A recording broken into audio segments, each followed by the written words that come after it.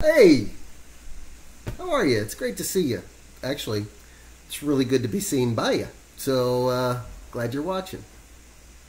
Um, Wanted to do a follow-up video to my last one, to the last blog 12. So this is obviously being blog 13. Uh, is a follow-up to that about your dreams and how big is your God, and just really living and making a story, because your story is not for you, it's for somebody else.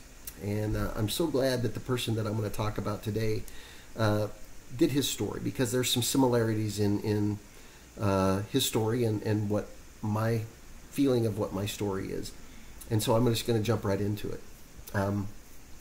Nehemiah, found in the Old Testament of the Bible, in a book of, well, his own name, Nehemiah.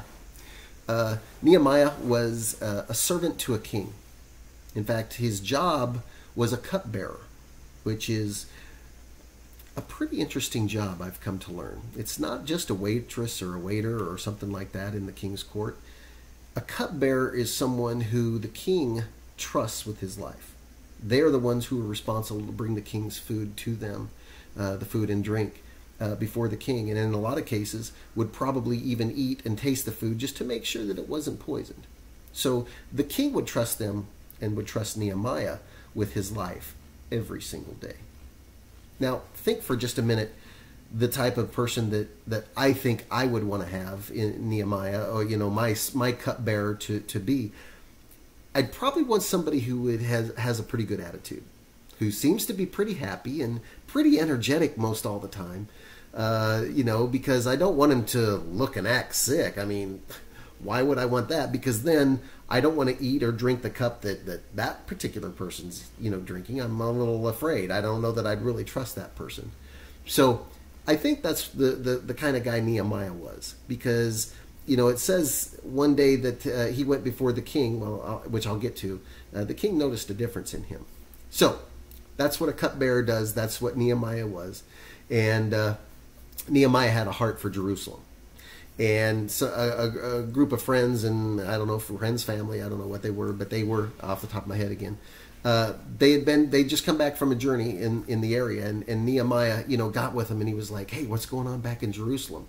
And they told him a pretty devastating story, that the walls had all come down, that the enemies were in and out freely, the city was unprotected, and it was just it was not a good place. And Nehemiah, because he had a heart for the area, was crushed. Now, understand that a lot of people had seen the city. A lot of people, were in and out. Some people probably weren't happy and wanted the city protected and things like that. But one guy had a vision. Nehemiah had a vision and a heart for that area and for those people. And he just said, look, God, I want to be a part. I feel that you're calling me to do something here. So, I pray that you will help make a way for me. And he just prayed and prayed and prayed and just really had a heart for it. Well, one day, the king said, Nehemiah, I noticed something is different about you. I noticed something about you that you're not normally yourself. What's wrong? And I can tell you're heavy-hearted. There's something about you. You just, you're not your happy, normal, go-lucky self. And Nehemiah said, King, look, your servant has a broken heart. It's true. How can I be happy when a place, the city that I love, where I'm from, is in ruins? I mean, people are in and out, and they're trudging through it, and it's, how can I ever be happy about that? I'm just heavy-hearted. And the king said, what are you going to do about it? Well, so to speak. Nehemiah was prepared for this opportunity because he had been praying about it, and his heart was heavy, and he'd been talking to God and making plans. And he said, I'll tell you what, King. The king asked him, okay, I can see where this is going. How long are you going to be gone? When will you be back to do, to fulfill your duties here that you have for me? And Nehemiah was prepared, like I said. He knew how long he'd be gone. He told the king, how long, what his basic plans were. But he went further than that. Not only did he tell him what the plans were, he said, I'll tell you what, King, I'm going to need a few more things from you. I'm going to need some letters that will get me in and out and keep me out of trouble.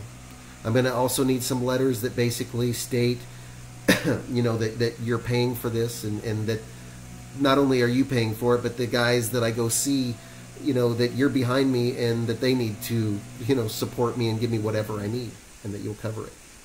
And I need you to send me, maybe a little group of military guys that will protect me, through this, because there's going to be people that aren't happy to see me. So that's what I need. I need your representation. I need you to finance it, and I need you to protect me while I'm gone. And then, after this period of time that I'm not here to protect you and do my job, then I'm going to come back and resume. God's pretty cool. God's just so good. Not only did he prepare Nehemiah, I think he also prepared the king. And the king said, you got it. Go. And so Nehemiah went. Now, when Nehemiah got there, like I said before, not everybody was happy to see him, because there are obviously the leaders there and the officials there who were leading it. They liked the walls to be down, okay? Because they were probably making money with bribes. I mean, the enemy was coming in and out, doing whatever they pleased. Things were good for them as long as the walls were down. So now we got some guy that the king represents that's coming back in. All of a sudden there's another new ruler in town. Well, we don't like that. Okay? And not only do we like that, this guy's being real sneaky. He's not telling us what he's doing. You see, what Nehemiah did was he came to the city. Then he started traveling around at night when nobody could see what was going on. And he rode his horse around, and he just surveyed the city and made a plan. Talked to God and said, look, God, here's where my heart is. Here's what I believe you're telling me. Please continue to give me the plan. I think I understand. And now we'll put it, bring me the people that will help me to work this plan. And everything just started working out. Well, Nehemiah found some people, as he discussed, and finally started laying out the plan. And each person was kind of responsible for building their section of the wall. He didn't look and do the whole thing all at once. It was just, you focus on your area. And when you focus on your area, your gate, whatever it happens to be, we'll get it done. And that's what everybody did. And before long, people started really, as the walls got about halfway high, people started, some of the enemies were like, no, that's not how it's going to go. We don't like this, see? And so they would actually come and start fighting the people who were building the wall. So here you've got this family, this dad that's trying to, not only is he trying to build the wall or teach his kids and family about building the wall, now he's also got to protect it at the same time. Might be a story in there too somewhere. So he's trying to build and protect at the same time as he's, during all this time. Well, long story short, the walls get built. And the city is now safe. Nehemiah's heart is content, and he feels like he's done what he's needed to do. And now his time has come to go back and serve the king and go back where he was and resume his job. So, really, Doug, what's that got to do with me or with anything? Well, I don't really know what it's got to do with you, but I feel like I know what it's got to do with me. And here's what I'm going to do. I'm going to tell you my story. Because maybe within my story, as we have been talking about, you can find your story. Because my story is not for me, it's for you. And your story will be for someone else and what they're going through at some point. So, here's where I'm at. As you know, if you've been following me at all, you know I live in Texas. But I am here working in Iowa. I'm not at home.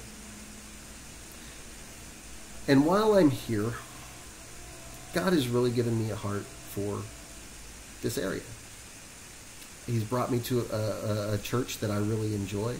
I love the people. I've met some friends from the church, and I've met people outside of the church that I'm just really close with, and I've come to love and just have a real heart for. This place is very special to me, and I can't explain why. I really can't. But it is. And I have a heart for the people, for this area, kind of like Nehemiah did for his area. And I think that God has laid some things on my heart, I believe, And there's some areas, some things that I want to build, for instance, here, that will help me to have ties to this particular area. It will help me to, I think, bless people and be a part of their lives and do the things that God's called me to do. Because as funny as this sounds, I mean, I'm not a pastor and I'm not anything like that. Believe me, don't really want to be. But I got the heart of one. And I've got the heart of a pastor for some of the people here. And I really want to touch and be a part of their lives for long term. And so, and I think I will be in some cases, but I want more of a tie. I want a reason to come back to this place when I'm done, when my time is up here. Because I will go home. And so, with that in mind, I believe that I'm on a building project here real soon. And I'm going to be talking to some people about building their walls and being in charge of their particular areas. And together, I believe we'll accomplish something pretty cool and bless each other and just have a real bond and a real connection that will last forever. And that's really what I'm looking for. So that's the correlation between Nehemiah and what I'm getting out of the study of Nehemiah versus me being here in Iowa. And, there's a lot more to the story to be written. So here's what I'm going to do. I'm going to get up and I'm going to go out and I'm going to do stuff to write the story and to make it worthwhile. See, I've already sat in a house and watched TV all night and done that kind of stuff. And believe me, there's nothing there. There's nothing in it. Because that kind of life, I'm just not into anymore. I'd rather go out and make my story worthwhile. Make my life worth living. Because, you see, I only got one. Sometimes we live our life like we've got do-overs. Like a video game. I'm sorry. I don't. I got today. I'm not promised tomorrow. That's what the Bible says. So, I'm going to make hay while the sun shines. I'm going to do everything I possibly can today to live my life to the fullest. That's where I'm at. That's where I'm going. Love to make you have a connection with you to do the same and for you to join me. And maybe you want to rewrite your life and your main character in a similar way. And so, if you do, reach out to me. Let me know. I'd be more than happy to work with you. That's what I'm here for. So, that's where my heart is. That's what I'm trying to do and what I'm trying to build. So, more on that to come. More on those experiences. In the meantime, go make a story. Make it an exciting one, worth telling. Okay? Because anybody can sit back and do nothing. That's easy. You make it happen. Promise it'll be worthwhile. Lastly, you know what I'm going to say. When you got something good, you know what to do, right? Share it. Now go out and prove it. See ya.